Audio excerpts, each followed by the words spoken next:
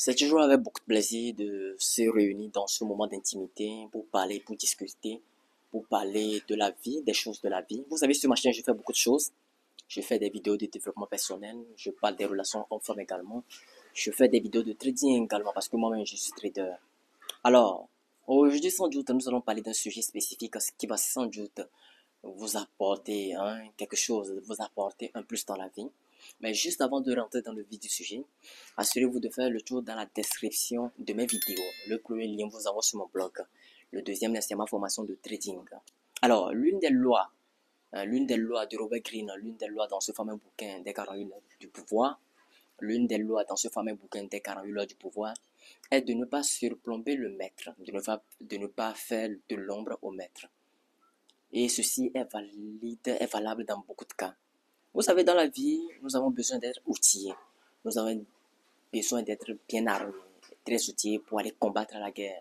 Nous avons aussi quelquefois besoin d'être un fin stratège. Nous avons besoin de stratégie.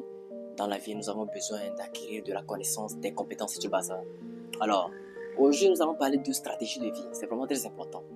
Alors, vous êtes un jeune talentueux, vous êtes un jeune qui a l'aura de masculinité autour de vous, vous avez la forme physique, vous êtes beau gosse, élégant, toujours sur 31, vous êtes un jeune qui parle bien le français, vous vous améliorez à chaque temps et vous décidez un jour de quand même aller suivre une compétence, de quand même aller se former par un boss, de quand même aller se former par un leader, un patron, etc.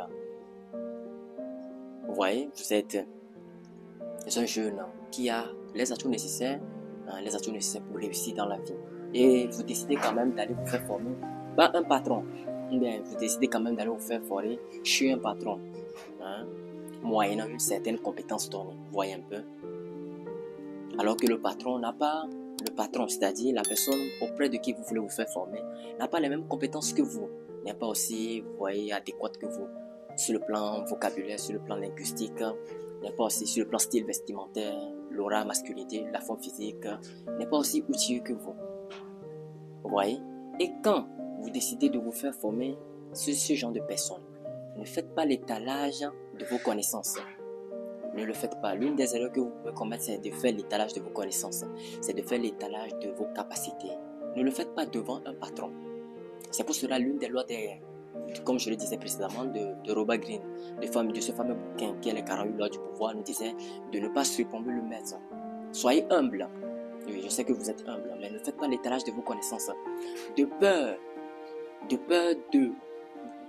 d'éveiller, de peur d'éveiller certaines insécurités chez le patron qui pourraient le conduire à vous détester ou à vous envier ou à vous jalouser. Et qui pourrait également, en d'autres termes, le conduire à ne pas tout vous enseigner dans tout son sac de savoir, dans toutes ses connaissances qu'il a acquis durant sa longue carrière. Ne faites pas ça. L'une des erreurs que vous pouvez commettre devant un patron, c'est de faire l'étalage de vos connaissances. Si vous savez que vous êtes bon en quelque chose, vous êtes doué, vous êtes compétent, vous avez des atouts, plusieurs atouts dans votre marche, et que vous vous êtes humilié, que vous avez pris la ferme décision d'aller quand même chez un patron, d'apprendre quelque chose, ne faites pas comme si vous connaissez quelque chose, même si vous avez des notions prérequises, même si vous avez quelques notions dans le domaine en question dans lequel vous voulez vous former, devant le patron, soyez toujours humble. Devant le patron, c'est comme si vous ne connaissez rien. C'est ça la stratégie à adopter pour que le patron vous enseigne tout. C'est vraiment très important pour que vous connaissiez ça. C'est vraiment très important pour que vous compreniez ce que je dis. On appelle ça des stratégies de vie. C'est vraiment très important. Et en d'autres cas aussi, le patron peut également vous convier à une sortie, peut également vous convier à un rendez-vous, à une entrevue. Quelque part, vous voyez un peu, vous en tant que l'élève, et vous l'accompagnez sur le terrain, voyant comment le patron fait ses travaux sur le terrain, voyant comment le patron attire la clientèle, fait ci, fait ça. Quand vous êtes sur le terrain, en train de bien sûr de travailler avec le patron, et que les gens vous donnent des éloges, peut-être que vous êtes très bien habillé, et que le patron ne l'est pas forcément, vous êtes très bien habillé, toujours dans vos costumes à 3 pièces ou bien toujours sur cette 31 et que le patron ne l'est pas forcément, les gens vous apprécieront, les gens feront votre éloge, vous apprécieront étant donné que vous êtes charismatique, étant donné que vous êtes beau gosse, étant donné que vous avez la linguistique, vous avez le verbe facile, vous vous exprimez bien. Les gens vont vous apprécier. Et sachez que si les gens vous apprécient, si les gens vous donnent des honneurs, si les gens vous donnent des éloges, donnez ces éloges, ces honneurs-là au patron. Voilà, parce que c'est le patron qui vous a amené sur le terrain pour regarder comment les travaux, bien le travail fonctionne sur le terrain. C'est le patron qui vous a amené, c'est le patron qui vous a amené chez les prospects pour pouvoir prospecter les gens sur le terrain. Donc quand les gens vous donnent des éloges, quand les gens vous donnent des appréciations parce que vous êtes quelqu'un de très outillé, quelqu'un de compétent, intelligent, déjà votre langage non verbal l'exprime clairement, vous n'avez pas besoin de parler. Les gens peuvent sentir l'énergie qui est autour de vous. Si les gens vous apprécient, vous donnent des éloges, donnez ces éloges-là au patron. Voilà, si les gens vous disent que, par exemple, vous êtes bien habillé, vous êtes ci, vous êtes ça, vous dites tout simplement merci, mais c'est le patron qui a permis à ce que je sois là. Voilà, donnez toujours l'éloge au patron. Voilà, ne faites pas sentir au patron qu'il est inférieur à vous. Ne le faites pas.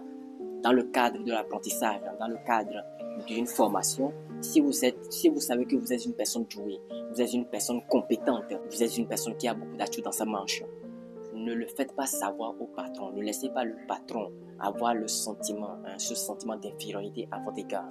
Donc, si vous accompagnez le patron sur le terrain, en train de travailler, en train de faire quelque chose, en train de faire des manœuvres, et que les gens vous donnent des appréciations concernant ce que vous faites, les gens vous donnent des appréciations concernant votre conduite, votre bonne conduite, vous leur dites merci, vous les appréciez en retour. Dites que c'est grâce au patron que j'en suis là.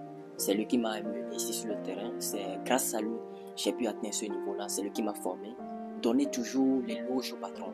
Si les gens vous donnent des éloges, vous, en tant qu'apprenti, donnez cet éloge, ces appréciations-là au patron, de peur de ne pas éveiller les insécurités du patron à votre égard, pour qu'il devienne un jaloux, ou bien un envieux, ou bien pour qu'il ne vous enseigne pas tout ce qui est dans sa manche comme connaissance, tout ce qui est dans son sac comme savoir, toute la compétence qu'il a acquise durant cette longue carrière, peut-être de 15 ans, bien de 20 ans. Voilà. Ce sont des stratégies de vie que vous devez apprendre. Ce sont des stratégies de vie que vous devez adopter.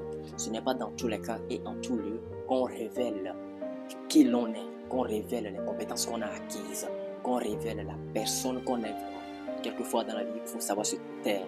Pas seulement dans le cadre d'une formation. Quand vous allez quelque part aussi également, ne faites pas l'étalage de vos connaissances. Ne faites pas l'étalage de votre savoir. Laissez les gens deviner par à peu près ce qu'ils peuvent deviner sur vous. Laissez les gens apprendre chez quelqu'un d'autre quelque part que vous êtes ce type de personne. Laissez les gens être émus par leur propre découverte vis-à-vis de vous. Voilà. Laissez les gens être émus par leur propre découverte vis-à-vis de vous. Vous allez quelque part, un endroit, une réunion, quelque part. Dans la vie, je pourrais comprendre que dans la vie, il faut s'affirmer.